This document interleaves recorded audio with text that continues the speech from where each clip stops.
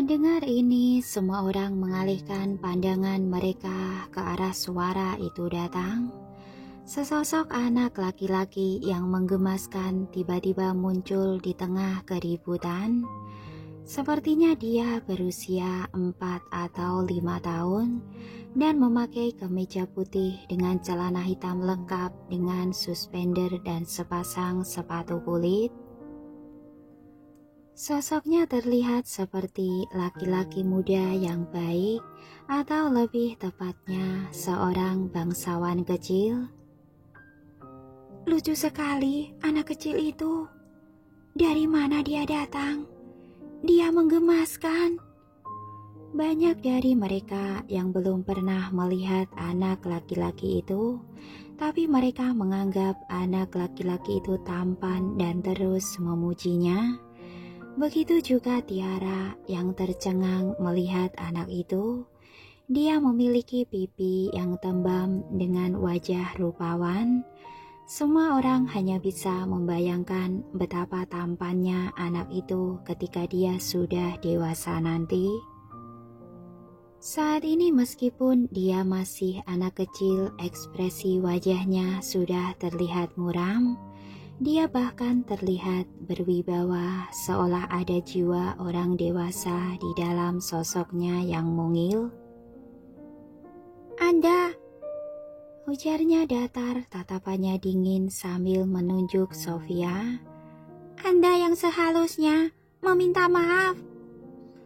Sofia yang pada awalnya terkejut seketika marah. "Siapa anak nakal ini? Kamu bahkan tidak tahu apa yang sedang kamu bicarakan. Aku tidak ada hubungannya dengan rusaknya biola itu. Jadi kenapa aku harus meminta maaf?" "Jaga ucapanmu." Kalimat itu terdengar dari dua orang pengawal yang berdiri di belakang anak laki-laki itu sambil berteriak marah pada Sofia. "Kamu pikir kamu siapa, ha? Beraninya kamu berbicara tidak sopan seperti itu pada tuan muda." "Tuan muda?" Sofia terkesiap dan untuk sesaat dia tampak kebingungan mendengarnya. Sedangkan Adam memukul keningnya sendiri ketika dia sadar kalau anak laki-laki itu adalah tuan muda dari keluarga Samuel, pewaris grup Samuel. Setelah menyadari hal itu, Adam bergegas mendekati anak laki-laki itu sambil tersenyum dan menyapa dengan sopan. "Tuan muda Gary, kenapa Anda ke sini?" Di satu sisi, Sofia tercengang ketika dia mendengarnya. Apa? Bocah ini, si tuan muda Gary yang sedang berulang tahun itu? Anak laki-laki itu terlihat tenang, terdengar nada cemoohan dalam suaranya saat dia berkata, "Aku sedang lewat ketika aku melihat apa yang terjadi dengan mataku sendiri. Pelembuan itu yang membuat nona cantik ini tersandung." Sementara itu, Tiara tersentuh ketika melihat anak laki-laki ini datang untuk menyelamatkannya. Meskipun dia tidak mengenalnya, kehangatan menyelimuti dirinya ketika dia menatap anak laki-laki itu dengan lembut dan rasa sayang. Tapi Sofia hanya bisa menelan ludah ketika dia mendengar penjelasan anak laki-laki itu. Dia mencoba menyembunyikan rasa takutnya dengan sebuah tawanya yang terdengar gugup, lalu berkata dengan tenang, "Tuan muda Gary, Anda pasti paham kalau seseorang harus punya bukti dari ucapannya, dan Anda tidak bisa begitu saja menuduh seperti ini." Anak laki-laki itu mencibirnya sambil tersenyum simpul dan berkata, "Hehe, dan apa yang membuat Anda berpikir kalau saya tidak punya bukti? Kemudian dia menepuk tangannya sekali dan seorang videografer dengan sebuah kamera di tangannya muncul di balik pintu.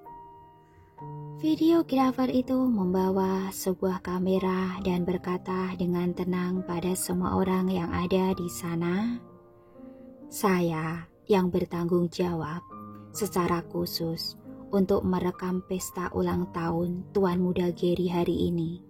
Dan saya memiliki rekaman saat Anda membuat Nona itu tersandung dan menyebabkan biola Nyonya Vania rusak karena terjatuh."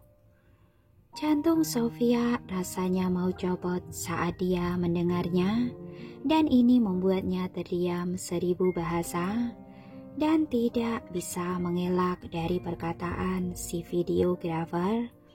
Wajahnya terlihat tegang saat dia merutuk dalam hatinya. Sialan, hampir saja aku berhasil membuat hidup Tiara hancur untuk kedua kalinya. Biola itu adalah instrumen yang berharga dari nenek saya dan harganya 12 miliar. Jadi, ganti rugi. Tegas anak laki-laki itu dengan serius sambil menatap Sofia dengan tajam. Saat itu rasanya kepala Sofia mau meledak. Wajahnya seketika pucat pasi mendengar jumlah uang yang harus dia bayar. 12 miliar. Saat ini bisnis keluarga Romario sedang mengalami penurunan selama beberapa tahun terakhir. Dan uang 12 miliar itu adalah jumlah yang besar bagi Sofia. Karena panik, Sofia menundukkan kepalanya dan meminta maaf dengan suara gemetar. Maafkan saya, Tuan Muda Gary. Saya benar-benar minta maaf. Saya tadi tidak bermaksud membuatnya tersandung. Sepertinya yang Anda lihat, di sini cukup sempit dan saya tidak menyangka akan membuatnya tersandung saat ingin meregangkan kaki saya sebentar. Biola itu sangatlah mahal dan saya tidak akan sebodoh itu untuk merusaknya. Tiara. Dengan gemetar dia berseru, "Tiara, beritahu Tuan Muda kalau aku tidak sengaja membuatmu tersandung." Tiara tampak semakin marah melihat apa yang terjadi. Aku tidak menyangka kalau perempuan ini tidak tahu malu. Apa tidak cukup dengan menjebakku? Dan sekarang dia memintaku untuk membelanya. Tapi Tiara belum sempat mengatakan apapun saat anak laki-laki itu berkata pada Sofia dengan kejam, "Anda merusak biolanya, jadi Anda harus mengganti rugi. Dan karena Anda yang salah, Anda harus meminta maaf pada Nona cantik itu juga. Sekarang, bayar ganti rugi dan minta maaf." Anak laki-laki itu mungkin tinggi badannya hanya 100 cm, tapi dia terdengar seperti orang tua yang angkuh. Wajah Sofia pucat pasi lalu seketika memerah karena marah. Dia tidak berhasil membuat Tiara jera, tapi dia justru dipaksa untuk minta maaf pada Tiara. Dia tidak pernah bisa membayangkan akan mengalami hal memalukan itu. Ditambah lagi, dia tidak mampu memberikan uang 12 miliar saat itu juga. Meskipun dia sampai harus menjual dirinya sendiri. Sekarang semua mata tertuju padanya dan karena terlalu panik dan takut, Sofia pun pingsan. Selama beberapa saat, orang-orang ricuh, tapi anak laki-laki itu terlihat tenang sambil menatap tubuh Sofia yang tidak bergerak. "Cuma dengan ditekan seperti itu, sudah menyerah. Tadi kamu sangat kurang ajar saat menjebak orang yang tidak bersalah." Lalu dia berkata pada pengawal yang berdiri di belakangnya, "Bawa dia pergi dan awasi dia. Minta dia untuk ganti rugi. Kalau tidak, serahkan dia pada polisi." "Baik, Tuan," jawab kedua pengawalnya. Pengawal itu membawa tubuh Sofia keluar dengan mudah dalam sekejap. Seketika ruangan sunyi senyap, semua orang terpesona melihat betapa tuan muda itu berwibawa, sekaligus mengintimidasi meskipun sebenarnya dia masih seorang anak kecil. Dia memang anggota keluarga Samuel, tidak diragukan lagi. Tapi anak laki-laki itu tidak peduli dengan apa yang dipikirkan orang lain tentang dirinya. Dia menatap Tiara dengan rasa ingin tahu, dan saat itu sikap dinginnya menghilang. Di balik matanya yang sebening kristal ada binar mata seorang anak kecil saat dia menatap Tiara. Begitu juga Tiara yang menatapnya dengan tenang. Anak laki-laki itu memiliki bibir merah muda yang tebal dan gigi susu yang putih. Meskipun masih kecil, fitur wajahnya menunjukkan kalau dia adalah anak yang lembut dan tampan. Wajahnya terlihat datar saat dia tidak tersenyum, tapi penampilannya yang seperti itu semakin membuatnya mempesona. Bahkan orang yang melihatnya pasti ingin mencubit pipi tembamnya. Tiara baru saja memikirkan hal itu saat anak laki-laki itu berjalan mendekatinya dengan kaki kecilnya. Dia berhenti di depan Tiara, mengangkat kepalanya dan menatap mata Tiara, lalu merentangkan kedua tangannya dan berkata, "Aku mau digendong." Tiara menatapnya dengan kebingungan. "Nona cantik, aku mau digendong," ujar anak laki-laki itu, kali ini dengan sedikit tegas sambil menatap Tiara dengan matanya yang berbinar. Melihat betapa menawan anak laki-laki ini, Tiara merasa tersentuh dan segera menggendongnya. Rasanya seperti memegang bantal yang lembut, dan saat dia menggendongnya, dia bisa mencium aroma samar darinya. Ingin sekali rasanya Tiara mencium pipi tembamnya. Dia sangat suka dengan anak kecil. Tiara tersenyum dan berkata dengan lembut, "Hei, pria kecil, terima kasih karena sudah menolongku tadi." Tanpanya dia mungkin harus membayar ganti rugi. Seolah tidak peduli, anak laki-laki itu menggelengkan kepalanya dan berkata dengan tidak sopan, "Sama-sama, aku melakukan apa yang harus kulakukan. Apalagi aku benci perempuan munafik seperti dia." Mendengar ini, Tiara terkejut lalu tertawa. "Apa kamu benar-benar tahu arti kata munafik? Kamu kan masih kecil." Dia mengangguk dengan percaya diri. Wajah tembamnya yang tampak muram itu berkata, "Tentu saja aku tahu. Pamanku memberitahuku kalau orang munafik itu adalah orang yang perkataan dan perbuatannya tidak sama." Tiara tersenyum sumringah. "Wah, aku terkesan. Kamu benar-benar anak yang pintar ya." Mendengar pujiannya, wajah anak laki-laki itu memerah karena malu. Meskipun matanya tidak terlihat senang karena dia berusaha menutupinya, pada akhirnya dia mengerucutkan mulutnya berusaha menahan senyum yang semakin membuatnya terlihat menggemaskan. Melihatnya seperti ini, Tiara bertanya-tanya kalau anaknya tidak direbut darinya saat dilahirkan. Apakah anaknya juga akan menggemaskan seperti anak ini? Tiara semakin erat menggendongnya, naluri keibuannya membuncah.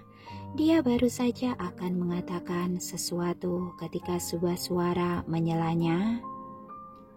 "Tuan Muda Gary, pestanya akan dimulai. Kita harus pergi. Kalau tidak, Tuan Besar dan Nyonya Besar akan khawatir." Anak laki-laki itu menganggukkan kepalanya ketika mendengarnya, lalu berkata pada Tiara, "Karena aku sudah membantumu tadi, maukah kamu mengantarku ke papaku? Aku capek dan aku tidak mau berjalan lagi." "Apa?" Terkejut mendengarnya, entah kenapa Tiara ragu-ragu dan berkata, "Tapi aku harus bersiap-siap untuk tampil. Selain itu, kita baru saja bertemu. Tidak sopan kalau aku menggendongmu dan mengantarmu ke orang tuamu." Anak laki-laki itu mengencangkan pelukannya dan merengek keras kepala. "Tidak, kalau aku bilang boleh, ya boleh.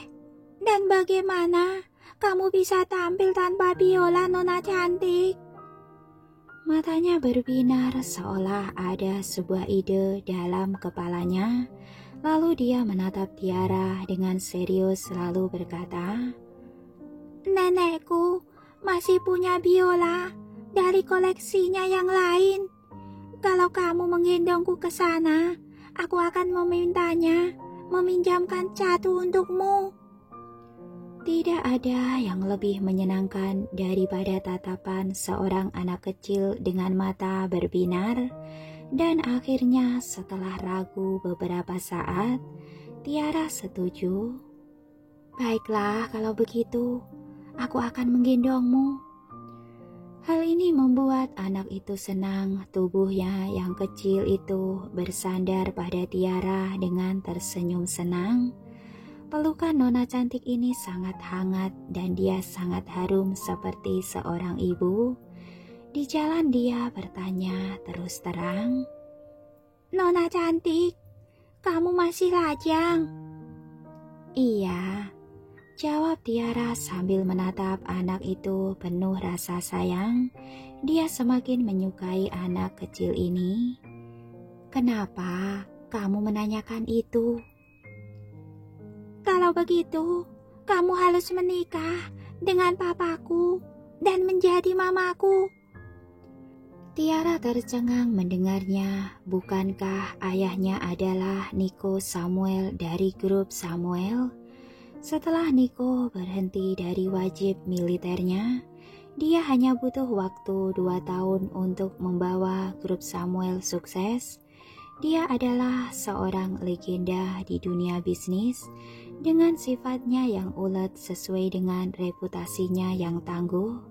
Apalagi dia menjalankan perusahaan dengan kejam. Dia tidak bisa diremehkan apalagi oleh orang biasa seperti Tiara. Tapi anak laki-laki ini baru saja bilang apa tadi? Bingung harus mengatakan apa, Tiara berkata, "Bagaimana dengan mamamu?" Aku tidak punya mama," gumamnya dengan tatapan murung. "Aku mau kamu jadi mamaku, Nona cantik." Setelah dia berkata seperti itu, dia memeluk Tiara dengan erat, dan Tiara hanya bisa merasakan kalau dia semakin sayang pada sosok mungil ini. Tiara tidak bisa menyembunyikan rasa terkejutnya. Ternyata sang pangeran kecil dari keluarga Samuel, sosok yang membuat orang lain iri, tidak punya ibu. Tiara tidak yakin betapa rumitnya hubungan pernikahan dalam dunia orang kaya, tapi dia tahu kalau anak laki-laki ini membutuhkan sebuah pelukan erat, jadi dia berusaha membuatnya senyaman mungkin. Dia pun jadi bertanya-tanya apakah bayinya yang belum pernah dia sentuh itu juga sedang merindukan sosoknya sebagai seorang ibu. Sementara itu, di ruangan pesta VIP, Niko duduk di sofa terlihat seperti sebuah patung yang sempurna. Setelan hitam yang dia kenakan dijahit dengan rapi dan menunjukkan sosoknya yang kekar, memperlihatkan pundaknya yang lebar dengan siluet yang sempurna. Sosoknya seperti sebuah karya seni dari surga, dan di dalam matanya yang dingin itu tampak mengintimidasi. Sesuatu yang tampaknya mendarah daging membuatnya sangat elegan. Saat ini suasana di sekitarnya terasa dingin. Ada sosok yang berdiri di depannya dengan putus asa. Dia adalah anak laki-laki kedua dari keluarga Samuel, Danar Samuel. Danar tidak pernah merasakan rasanya berdiri di depan sebuah gunung es sampai saat ini. Di bawah tatapan Niko yang tajam dan kejam, dia menelan ludah. Aku bersumpah, Niko, aku sudah meminta seseorang mencarinya. Gary akan baik-baik saja.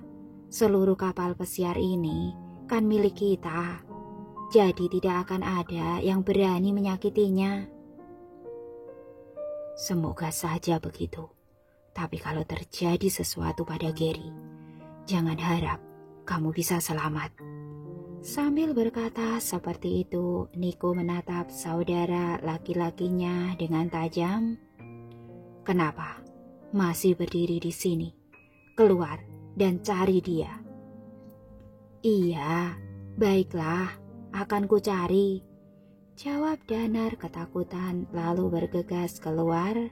Dia memarahi dirinya sendiri yang sudah sia-sia menjemput perempuan di sekitar kapal pesiar sampai dia kehilangan Gary.